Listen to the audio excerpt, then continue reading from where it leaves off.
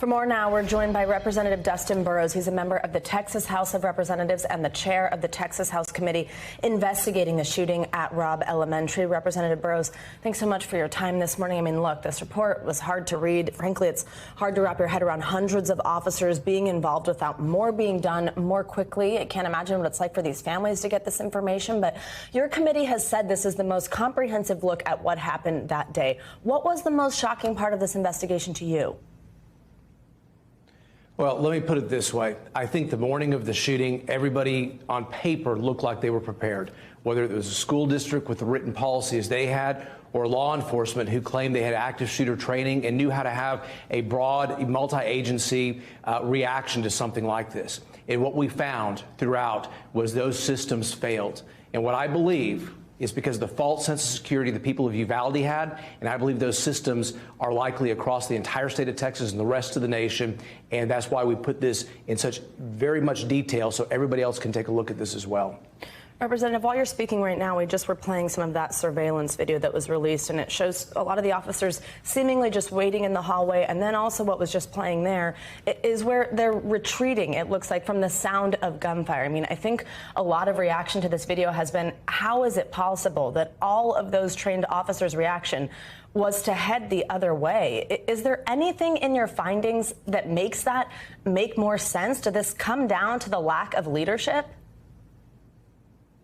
So, look, we have an expectation and we have standards for our officers. In an active shooter situation, they're supposed to go into gunfire or figure out a way to actually make entry and save lives. There were officers clearly in that hallway who knew or should have known that there were victims in that room. They were either being killed or dying, and they should have done more. Our report is very clear. That was the expectation, and they failed to meet that standard.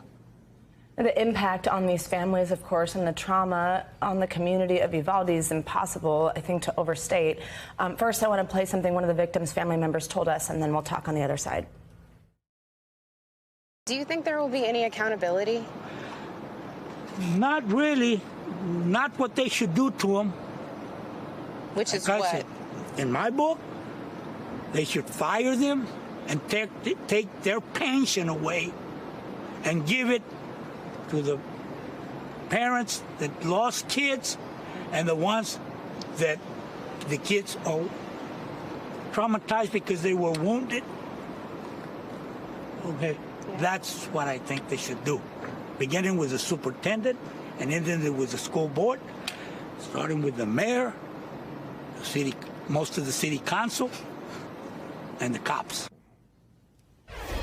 Now, Representative, yesterday at a news conference, I know you also said that any individual officer at the scene who didn't do more should be held accountable. Of course, we know nothing can bring back the lives lost, but what does justice, what does accountability look like in this case to you?